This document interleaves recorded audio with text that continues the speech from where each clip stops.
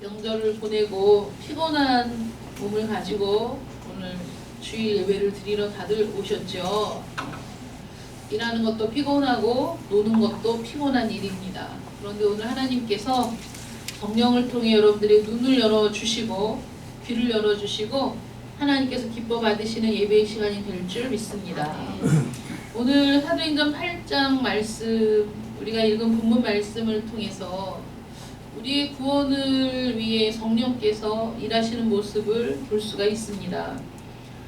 먼저 그 빌립이 지금 사마리아에서 복음을 전하다가 성령께서 주의 사자가 빌립에게 말하여 이르되 일어나서 남쪽으로 향하여 예루살렘에서 가사로 내려가는 길까지 가라 이렇게 명령을 하셨는데 그 길이 지금 광야라는 거죠. 광야. 그러면 사마리아는 북쪽 이스라엘의 수도였기 때문에 굉장히 번화하고 인구가 많은 곳이고 광야는 사실 뭐 볼 것도 없는 그런 곳입니다. 사람이 살 수 없는 곳이거든요. 그러면 우리가 생각할 때 번화한 도시, 인구가 많은 곳 이런 곳에서 복음을 전하는 게 훨씬 효과적이고 효율적이고 그 중에 한 사람이라도 복음을 들으면 그러면 그 얼마나 그게 결과가 훨씬 좋은 결과가 아니겠습니까? 그런데 그 열심히 복음을 전하고 있는데 성령께서 너 광야로 가라 이렇게 말씀하시면 사실 그거는 이해할 수 없는 명령이고 왜 뜬금없이 성령께서 나를 그리로 보내시는가 의아할 수밖에 없는 것이죠.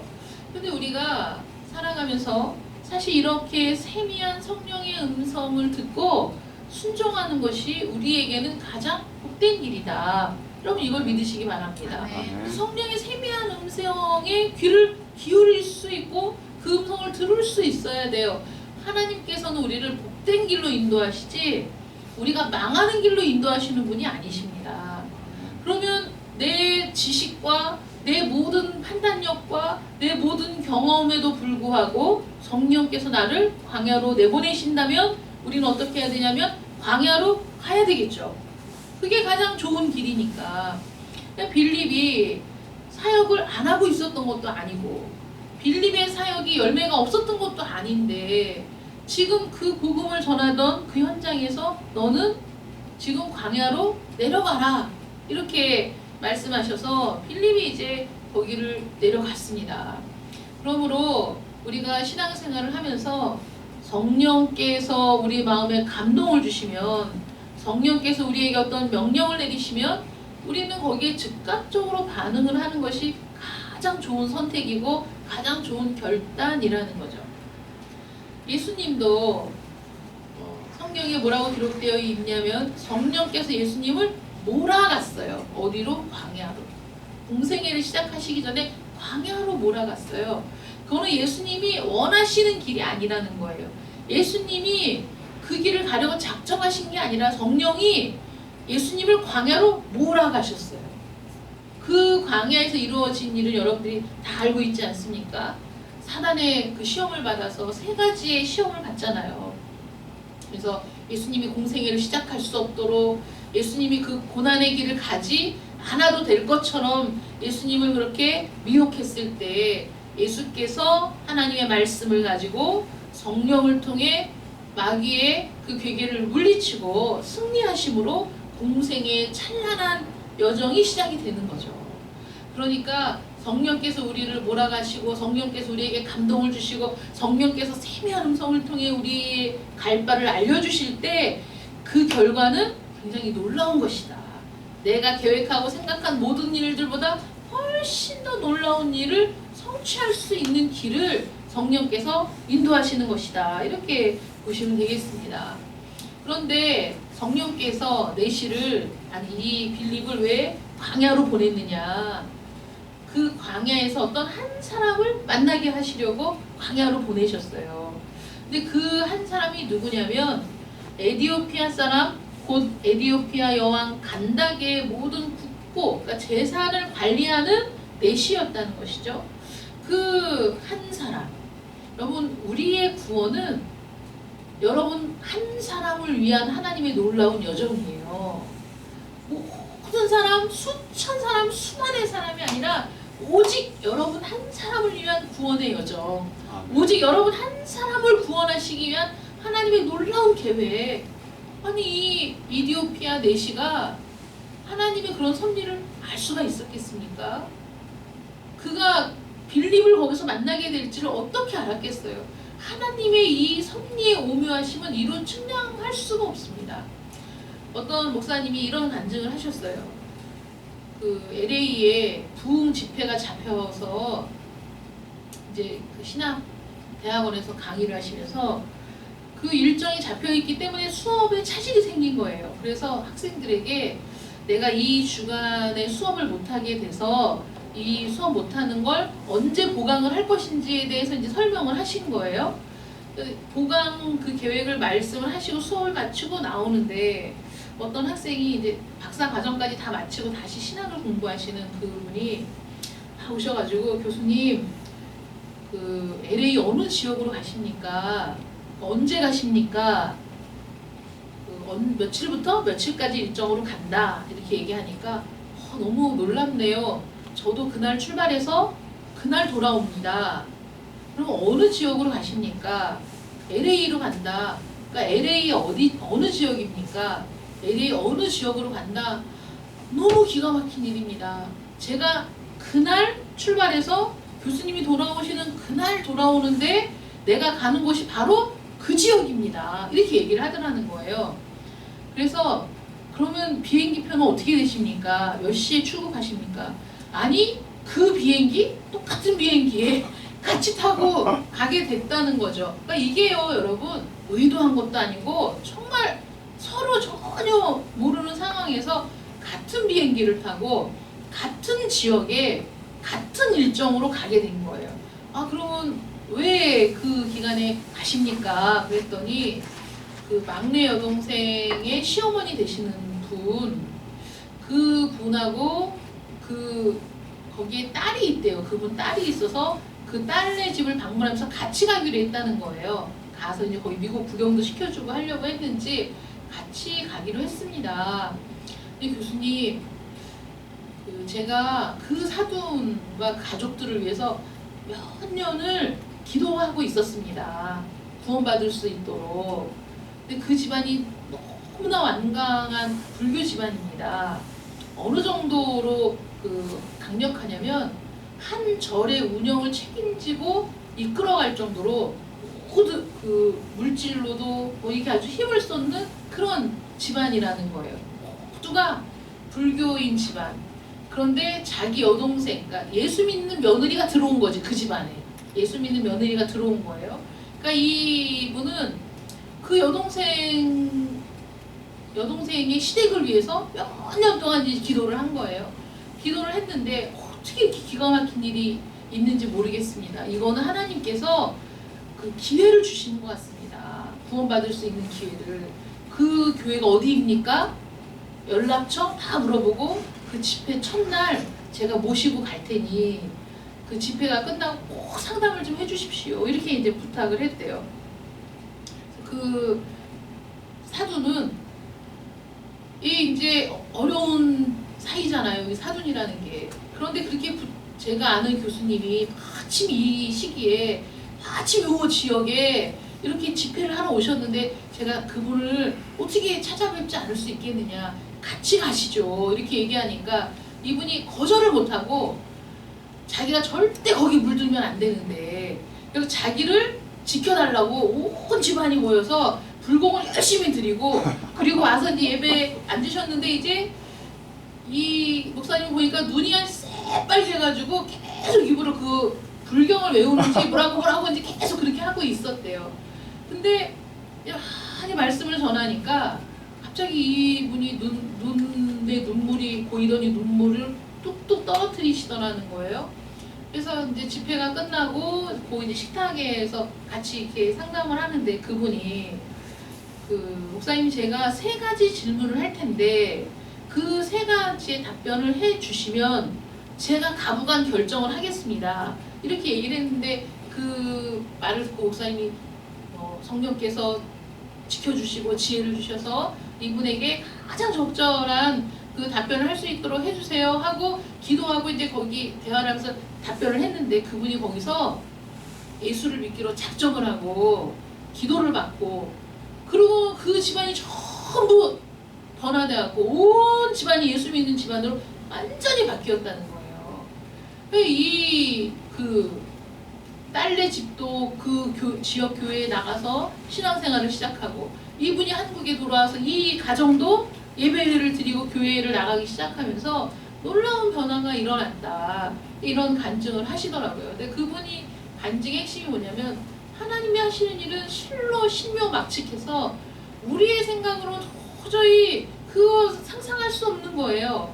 그냥 우리가 뭐 TV로 파도 타기 하는 거 여러분 보시면 그 서핑하는 사람들이 그 서핑보드 메고 막 가서 저쪽에서 그 타잖아요. 그러면 파도를 타고 쫙 오는 모습이 얼마나 멋있습니까?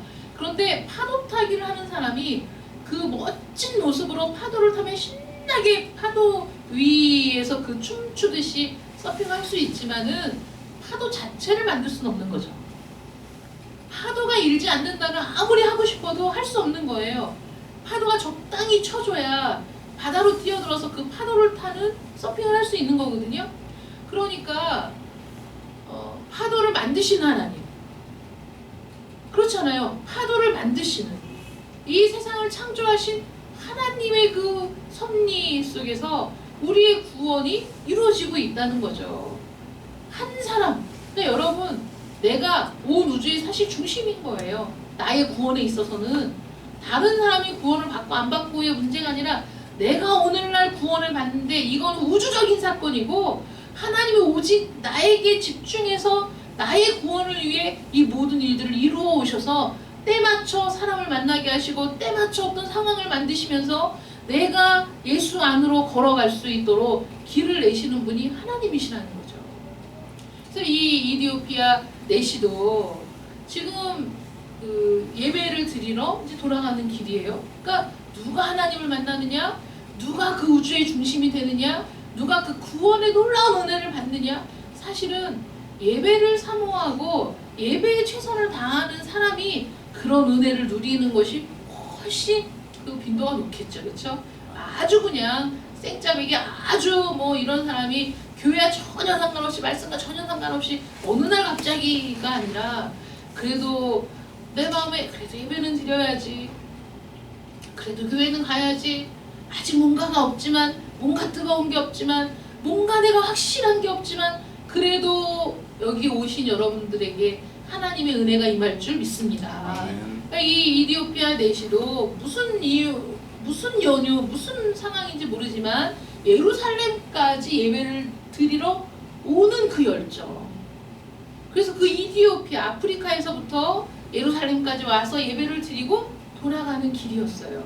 예배를 향한, 하나님을 향한 열정은 있었어요. 그러나 아직 구원받지 못한 거예요. 예수를 모르는 거죠. 이 사람이 가면서 한 일이 뭡니까? 성경을 읽는 거였어요. 하나님의 말씀. 그래서 성령께서는, 하나님은 성령을 통해서 우리 한 사람 한 사람을 조명하시고 그 다음에 우리에게 하시는 일이 뭐냐면 말씀하고 대면하게 하시는 거예요. 말씀 없이 거듭나는 게 아닙니다, 여러분. 올바른 진리의 말씀과 성령의 역사로 우리가 거듭나는 거거든요. 그러니까 이 올바른 말씀, 하나님의 말씀, 진리의 말씀을 대면하게 하는 역사가 있는 거예요. 이 이디오피아 내시가 그 수레에서 하고 있었던 게 뭐냐면 성경을 읽고 있었어요. 그래서 우리도 생각을 잘못했어. 어떤 교회는 천독 읽기 운동을 하더라고요. 성경 천독이 목표야. 근데 1년이 아니고 계속 그게 천독까지가 목표인 거예요. 그래서 주보에 1독, 그 다음에 우리는 그냥 1독하면 1독 시상을 했는데 그 다음에 또 1독하면 또 1독 시상을 했는데 거기는 1독제, 그 다음에 2독제, 3독제 이러니까 주보에 계속 기록이 되니까 거기에 막 몇십 독 한 사람, 뭐 100독 한 사람 이렇게 있는 거예요. 우리가 지금 개척할 때부터 읽은 거 보고 우리 장로님은 한 15번 정도 읽으셨으려나? 1년에 한 2독? 2독. 많이 할 때는 3독도 하셨잖아요? 그러니까 그게 사실 역사인데 그게 바꿔야 될 것 같아요. 그러니까 그렇게 성경을 읽도록 하는 이유가 뭐냐? 하나님의 말씀을 대면하다가 이렇게 놀라운 하나님의 은혜를 경험하고 살아계신 하나님의 역사를 만나게 되고 이런 일들이 성경을 통해서 있기 때문이에요. 읽다가.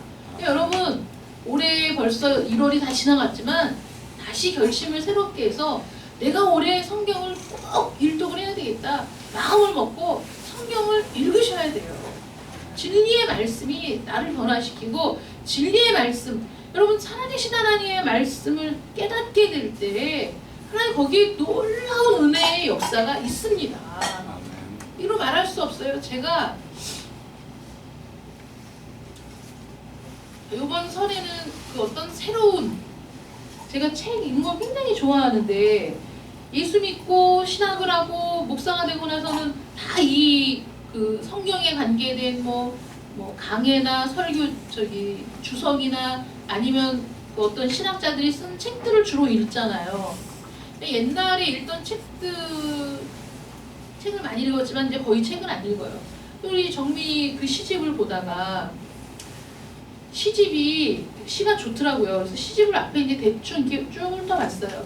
근데 그 뒤에 거의 3분의 1 분량은 그 시에 대한 해석이 실려 있어요. 그런데 시보다 해석이 더 어려워. 여러분 성경보다 주석이 더 어려워요. 사실.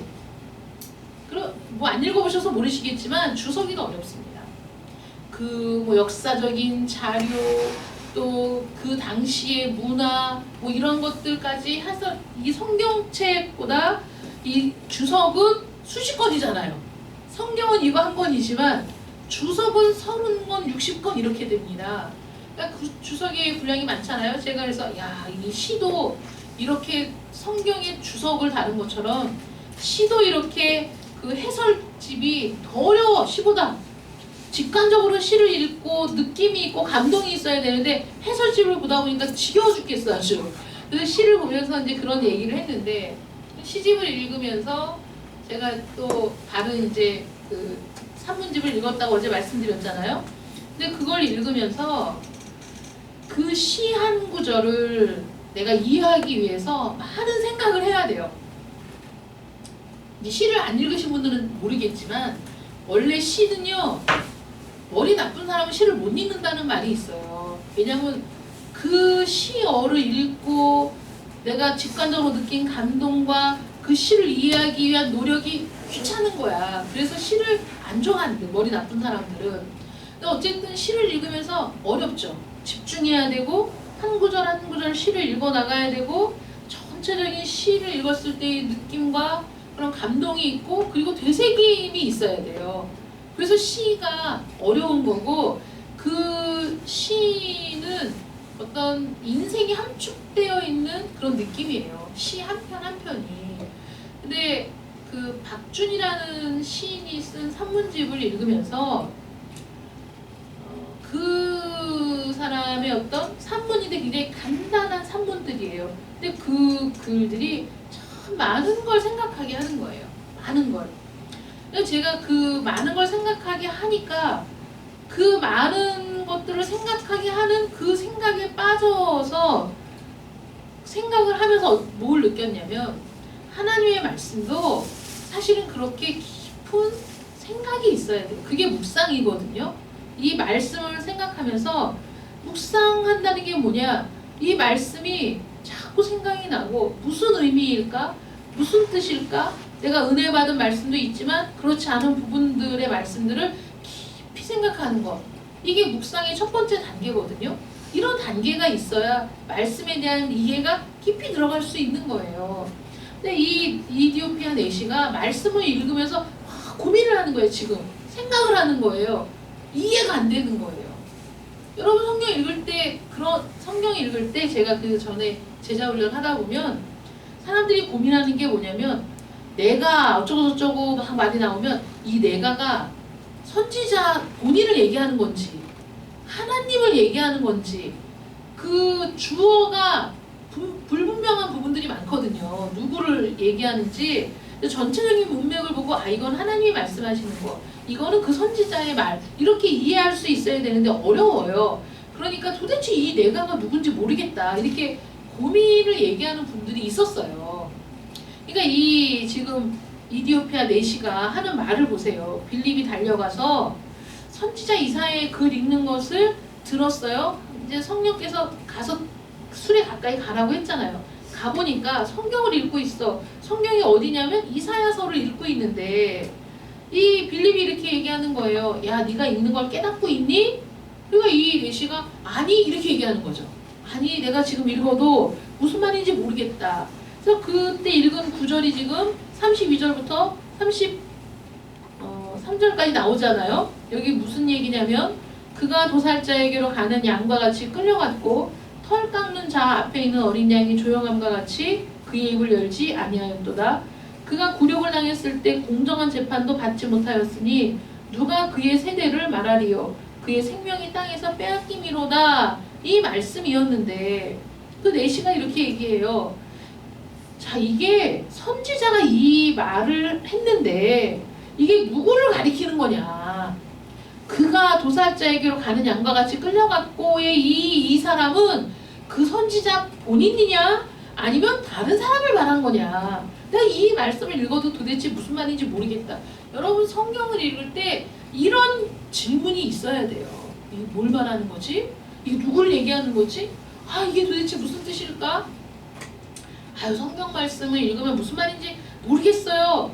뭉뚱그려가지고 다 모르겠어요가 아니라 이렇게, 야, 내가 지금 이 글을 읽고 있는데 읽는 성경 구조는 이건데 야, 이게 이 선지자 자기 자신을 얘기하는 건지 아니면 이게 어떤 타인을 얘기하는 건지 이게 도대체 이해가 안 된다. 이렇게 얘기하죠. 여러분 성경을 읽으면서 누구나 성경을 전체를 다 이해할 수 없어요. 그래서 여러분들이 뭐 유튜브 보는 거 저는 권장하지 않지만 유튜브를 봐도 얼마나 수도 없이 많은 설교사들이 있는지 몰라요. 그런데 그 이단의 대표적인 특징이 뭐냐면 내가 성경을 다 통달했다 이렇게 얘기하고 야, 그 수많은 신학자들도 이해할 수 없었던 이 요한계시록을 내가 30분 만에 다 터득했다. 성령이 내게 그렇게 알게 하셨다. 하나님이 내게 그렇게 알게 하셨다. 이렇게 얘기하는데요. 만약에 그렇게 성령께서 성경을 읽을 때 모든 걸 다 깨닫게 하신다면 교사가 무슨 필요가 있고 목사는 또 무슨 필요가 있고 성경 교사들 아니면 우리가 이 말씀을 함께 나누는 이런 과정이 뭐가 필요하겠어요? 하나님의 말씀은 우리가 읽으면서 이해할 수 있는 부분도 있지만 이해할 수 없는 부분도 있고 신비에 감추어져 있는 부분도 있고 억지로 해석해서는 안 되는 부분들도 있는 겁니다, 여러분.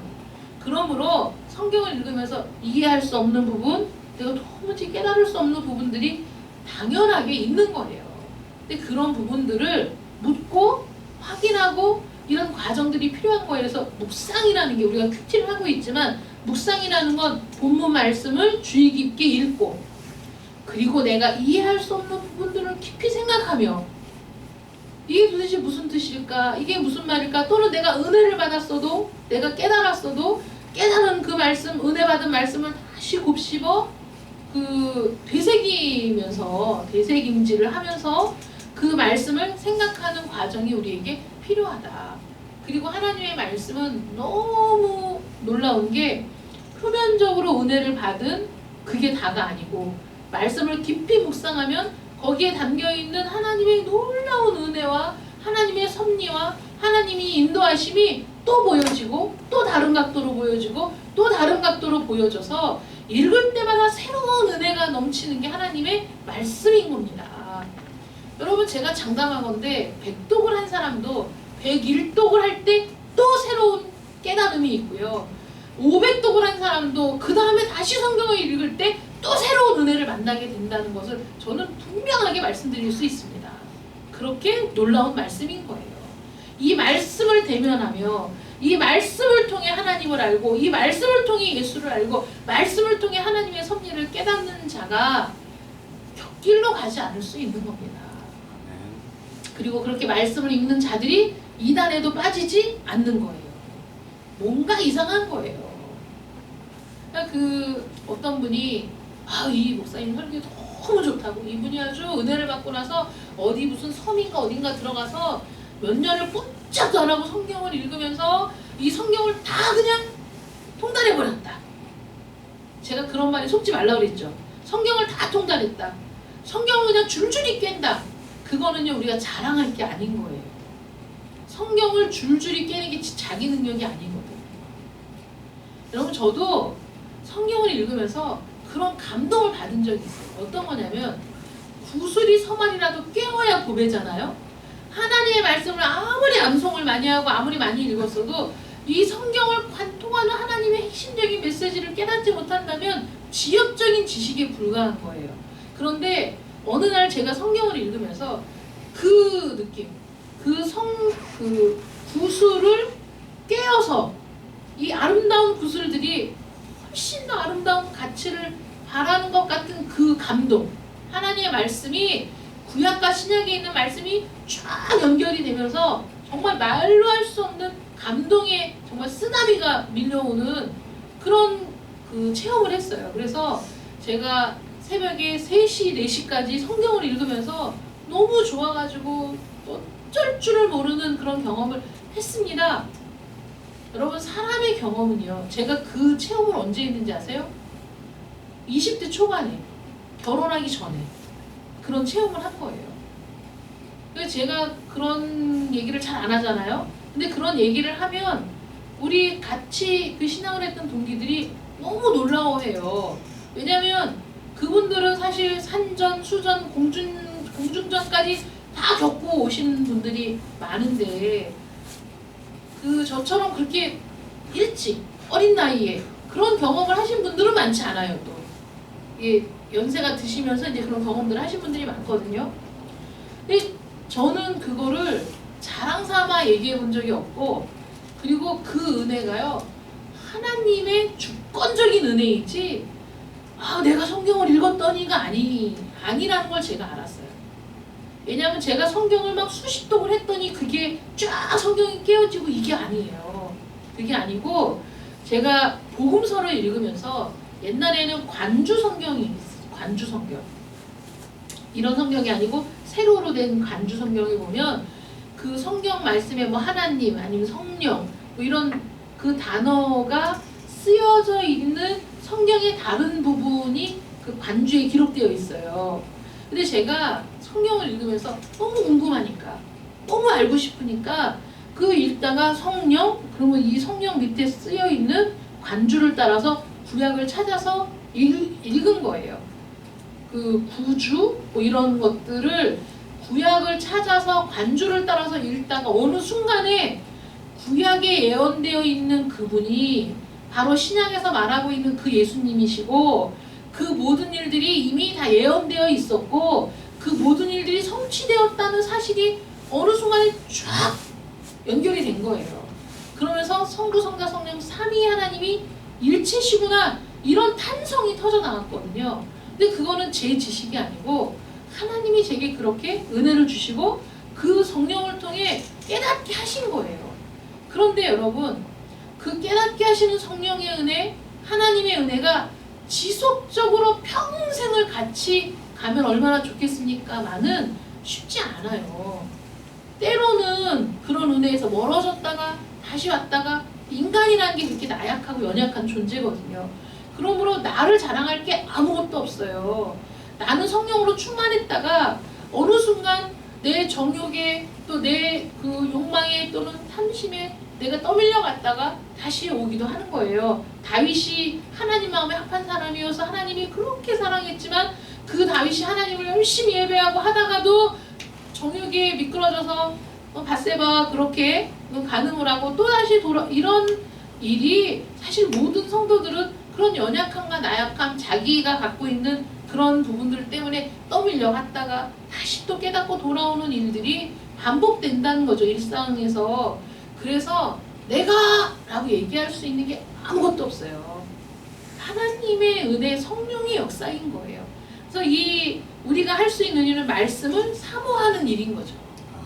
말씀을 붙드는 일은 우리가 해야 되지만 그 말씀을 붙들고 사모할 때 하나님의 성령께서 그 말씀에 은혜를 주시고 깨닫게 하시고, 그 구약과 신약의 말씀들이 이렇게 연결이 되는구나, 어느 날 막 탄성을 울리며 감탄할 때도 있고 이게 하나님의 은혜 가운데 살아가는 인생입니다. 그러므로 그 모든 일에 내가가 들어가서 나를 자랑할 수 있는 건 아무것도 없는 거예요. 그런데 이 말씀을 붙드는 건 굉장히 중요한 일입니다. 왜냐하면 사울이 사실 다윗보다 인물도 잘생겼고 키도 크고 그리고 처음에 왕으로 선택받았을 때 굉장히 겸손한 사람이었고 그런데 그 사울왕은 버림받았어요. 왜 버림받았냐? 성경이 뭐라고 얘기하냐면 사무엘이 찾아가서 사울을 책망하는데 왕이여 당신이 하나님의 말씀을 버렸기 때문에 하나님도 당신을 버렸습니다. 이렇게 얘기하거든요. 그러므로 하나님을 믿는 우리가 할 수 있는 일은 말씀을 버리는 게 아니라 말씀을 붙들어야 하고 그 말씀의 의미를 깨닫기 위해 애를 써야 되는 건 우리가 할 수 있는 일이에요. 근데 그렇게 할 때 어떤 일이 일어나냐면 이 내시가 빌립을 만나는 역사가 일어나는 거예요. 말씀을 깨닫는 역사가 일어나는 거예요. 빌립이 내시에게 이렇게 얘기합니다. 입을 열어 이 글에서 시작하여 누구를 가르칩니까? 예수를 가르치고 복음을 가르치죠. 왜냐하면 여러분들은 지금 내시가 이해하지 못했던 이 말씀을 읽을 때 여러분들은 이해할 수 있는 분들이 이 중에 절반은 넘을 거라고 저는 믿습니다. 누구를 얘기한 거죠? 그가 도살자에게로 가는 양과 같이 끌려갔고 누구를 얘기하는 겁니까? 예수님을 얘기하는 거죠. 예수님. 보라 하나님의 어린 양이로다. 세상 죄를 지고 가는 하나님의 어린 양, 세상 죄를 지고 십자가에 달리신 어린 양, 그분을 얘기하는 거잖아요. 그분이 굴욕을 당할 때 공정한 재판 받지 못했어요. 우리는 이 말씀을 읽고 아 이건 예수님이지 라고 깨달을 수 있었지만 내시는 이 말씀을 읽고 깨닫지 못했다는 거죠. 그래서 성령께서 빌립을 몰아서 광야로 보내시고 내시를 만나게 하셨어요. 여러분 수많은 사람 그 사마리아 성읍에 있는 수없이 많은 사람 인구 밀도가 높은 지역 많은 사람이 모여있는 곳 효과적이고 효율적으로 복음을 전할 수 있었던 곳이 아니라 광야 길을 지금 가고 있는 자기의 나라로 돌아가고 있는 오직 이 한 사람을 위해 성령께서 빌립을 보내시고 예배를 사모하고 말씀을 사모하는 이 내시에게 하나님의 말씀을 깨달을 수 있는 그래서 예수의 복음을 듣고 구원받을 수 있는 기회를 하나님이 주신 거죠. 저는 단언하건대 여러분들이 이렇게 여러분들 한 사람에게 주목하신 하나님의 은혜로 말미암아 여러분들이 이 자리에 있다고 믿습니다. 아멘.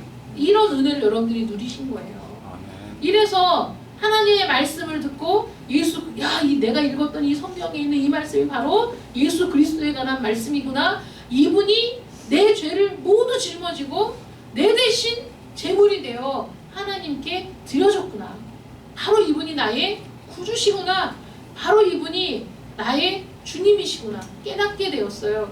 그러니까 이 사람이 어떻게 합니까? 지나가다가 물이 있는데 저 물이 있는데 부족한 게 뭐냐? 내가 지금 예수를 믿고 고백하지 않았느냐? 내가 세례를 받기에 부족한 게 없다. 내려서 거기에서 세례를 받잖아요. 그러므로 여러분 그 구원은 하나님의 놀라운 섭리, 성령의 역사이고 말씀을 대면할 때 그 말씀을 통해 확신을 얻고 그 다음에 즉각적인 순종이 일어날 때 믿음의 삶을 살게 된다는 것을 여러분 믿으시기 바랍니다. 즉각적으로 순종하여 내려가서 세례를 받았어요. 수레를 멈추고 한 사람이 하나님의 나라의 그 자녀가 되는 백성이 되는 놀라운 지금 역사가 일어나고 있는 것이죠.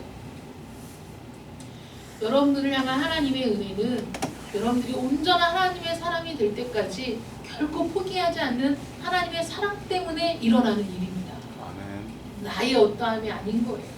내가 잘나서도 아니고 내가 너무 뛰어난 사람이어서도 아니고 하나님의 은혜. 그러므로 그 말씀을 사모하는 여러분들이 되셔서 올 한 해 동안에는 이 말씀을 붙들고 씨름하는 여러분들 되시기를 축원합니다. 아멘. 이 말씀을 최소한 일독을 하면서 그래서 우리의 모임에서는 이 내시와 빌립 같은 대화가 이루어져야 돼요. 아멘. 그렇잖아요. 얼마나 할 얘기가 많아요. 정치 얘기도 있고 연예인 얘기도 있고 드라마 얘기도 있고 많이 있지만 우리는 성경을 읽고 인생을 깨닫기보다는 드라마를 통해 인생을 깨닫는 일이 있잖아요. 부인할 수 없잖아요. 그런데 제가 오늘도 아침에 이렇게 쭉 오면서 그런 생각을 했어요. 그 시 한 편에도 인생이 담겨 있고 그 시 한 편을 내가 곰곰이 생각을 하면서 인생에 대해 사람에 대해 생각할 바가 많이 있지만 그러나 정말 우리 인생을 아는 이가 누구냐, 정말 우리 사람에 대해 낱낱이 알고 있는 분이 누구냐? 하나님이시거든요. 하나님의 말씀에는 우리 인생이 무엇인지, 인간이 어떤 존재인지, 우리가 어떻게 살아야 하는지에 대해서 성경은 누구보다 정확하고 분명하게 말해주고 있다는 거예요. 그러므로 소설도 읽고 시도 읽고 여러분 읽으세요. 때로는 드라마도 보고 때로는 TV도 보고 신문도 읽어야 되겠죠. 그러나 우리의 중심이 항상 어디에 있어야 되느냐? 말씀에 있어야 되는 거예요. 아멘. 어떤 사람이 이런 고민을 얘기했어요. 취미생활도 죄입니까? 근데 저는 참 귀여웠어요. 그분. 나이는 모르겠지만 그분 나름대로는 참 고민인 거야. 자기가 어떤 취미생활을 하는데 내가 너무 취미생활에 마음을 빼앗기는 건 아닌가? 이게 죄는 아닌가? 얼마나 고민이 됐으면 그런 고민을 올렸겠어요. 취미생활도 죄가 아닌가? 막 고민을 심각하게 하는 거예요. 근데 취미생활 자체가 죄일 수는 없죠. 취미생활이 내 삶에 활력이 된다면 취미생활도 해야 됩니다. 그런데 취미가 내 삶에 활력이 되고 그 내가 살아가는데 어떤 도움이 되는 그런 부분에서 그치는 게 아니라 취미에 내 인생을 올인한다면 그거는 안 되는 거죠. 여러분 그런 지혜가 우리에게 있어야 되잖아요. 그러니 내가 인생을 살아가면서 하나님이 내게 베풀어 주시고 허락해 주신 것들을 누리고 즐길 수도 있고 살아갈 수 있지만 그러나 내 마음의 중심이 언제나 하나님께 있고 내가 가장 가치 있게 여기는 것이 하나님의 말씀에 있고 그리고 그 말씀에 순종하는 것에 있다는 것이 여러분 변치 않는 사실이어야 되고 지속적인 일이어야 되고 나에게 가장 중요한 일이 될 때 그때 하나님은 여러분 한 사람을 향한 관심과 사랑을 결코 끊지 않으시고 끝까지 여러분들을 붙드시며 그 말씀을 통해 여러분들을 깨닫게 하시고 성령으로 여러분들을 인도하실 줄 믿습니다. 아멘. 그렇게 성령의 인도하심을 받고 그렇게 말씀의 즉각적인 순종을 통해 하나님이 기뻐하시는 일들을 감당하는 여러분들을 통해 너무나 놀라운 일들이 이루어질 줄 믿습니다. 아멘. 볼까요? 이 이디오피아 내시가 기쁜 마음으로 돌아갔어요. 아프리카로. 어떻게 됐을까요? 그 당시에 이디오피아가 곱티거라는 언어를 사용했거든요. 그런데 아프리카에서 지금도 곱티거 성경이 발굴이 되고 발견이 된대요. 그러니 이 내시가 이 구원받은 기쁨을 가지고 가서 얼마나 그들에게 복음을 전했겠어요. 너무 놀랍고 기쁜 일이니까. 곱티거로 성경이 쓰여지고 그 곱티거로 복음을 전하고 그 전통이 남아있어서 지금도 아프리카에 곱티거 성경을 가지고 곱티거로 예배를 드리는 그리스도인들이 있다는 거예요. 지금도. 지금 아프리카는 거의 이슬람권이거든요.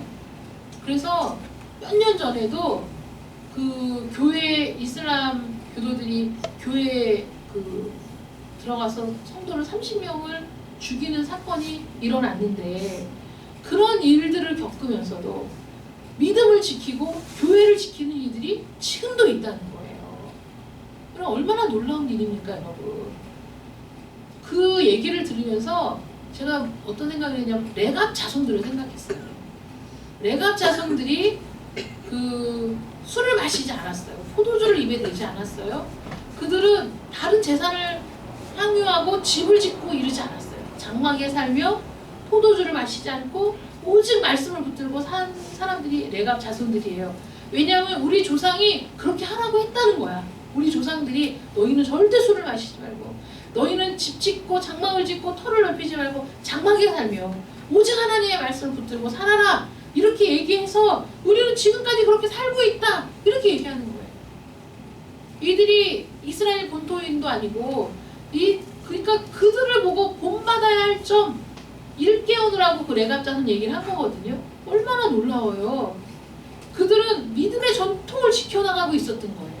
시간이 지나고 세월이 변해도 그들이 하나님의 말씀을 붙들고 그 말씀대로 살기 위해 또 다시 실수하지 않고 하나님을 기쁘시게 하기 위해 포도주도 독주도 입에 대지 아니하고 그들의 말씀을 지키며 살았듯이 이 이디오피아 내시가 전한 그 복음의 전통이 지금도 지켜지고 있고 지금도 그 곱티거 성경을 읽고 있으며 지금도 그렇게 곱틱 교회라고 남아 있어서 그들이 지금도 순교의 위험을 무릅쓰고 믿음을 지켜내고 있다. 이 놀라운 일이 어떻게 이루어질 수 있었느냐? 하나님의 말씀을 대면하여 사모하며 그 말씀을 깨닫기를 원했던 한 사람과 그 한 사람을 위해 사마리아 성읍의 수많은 사람들 한마디 전하면 더 많은 사람이 구원받을 수 있었던 그런 상황에서 빌립을 이끌어내어 광야로 보내서 그 한 사람을 만나게 하신 하나님의 은혜, 성령의 역사, 그 은혜를 잊지 않고 가슴에 새겨 자기 나라로 돌아가 그 복음을 전했던 이 한 사람을 통해 수천 년이 지나는 지금까지 그 믿음의 전통이 이어져 오고 있는 놀라운 일이 이 현실에 발견되고 있다. 그러니 여러분들이 그렇게 하나님을 향하여 온전하게 서고 말씀을 대면하여 말씀을 사모하며 예배를 사모하는 사람으로 섰을 때 하나님 여러분 한 사람을 통해 그렇게 몇천 년이 지나도 잊혀지지 않는 사람, 이 역사에 우리 이 지구의 역사에 전설이 되는 거죠. 여러분 사실 그 이디오피아 내시가 그 사람의 이름은 여기 없어도 여러분 정말 놀라운 거예요. 역사 속에 이름이 기억되지 않아도 이름이 남지 않아도 얼마나 수없이 많은 사람들에게 영향을 끼치는 이름 없는 영웅들이 많습니까? 사실 우리 그리스도인들은 무명의 용사들이고 무명의 그 영웅들이잖아요. 여러분 한 사람을 그렇게 만나시고 그렇게 부르시고 그렇게 은혜를 주시고 그렇게 무명의 그리스도인이지만 누구보다 강력한 사람으로 세워가시는 하나님의 은혜가 올 한 해 동안에 여러분들에게 있기를 축원합니다. 아멘. 기도하겠습니다. 사랑의 하나님 감사합니다. 오늘도 하나님 말씀을 통해 우리에게 은혜를 주시고 오늘도 하나님의 부르심이 얼마나 놀라운 것인가 깨닫게 하시니 감사합니다. 무명한 자 같으나 유명한 자로 약한 자 같으나 그 누구보다 강한 자로 우리를 세워주신 하나님의 은혜가 하나님의 능력이 우리 각 사람에게 주어지고 우리 각 사람이 그렇게 놀라운 은혜와 섭리 가운데 하나님을 만나고 그래서 우리의 삶이 달라지고 우리 인생이 변화되고 우리의 가치관이 달라지며 하나님께 쓰임받는 놀라운 사람으로 변화되는 줄 믿습니다. 아멘. 이런 구원의 여정 속에서 하나님의 역사하심을 바라보고 살아가는 저희들 되게 하여 주시옵시고 아멘. 하나님의 놀라우신 은혜 가운데 날마다 하나님의 말씀을 대면하여 그 말씀의 능력을 힘입어 살아가고 우리의 모든 삶이 많은 그리스도인들에게 도전이 되고 본이 되는 우리 모든 성도들 되게 하여 주시옵소서. 아멘. 올 한 해 동안에 말씀을 읽으며 묵상하며 그 말씀의 능력을 체험할 수 있도록 은혜를 더해 주실 줄 믿사옵고 예수님의 이름으로 기도드립니다. 아멘.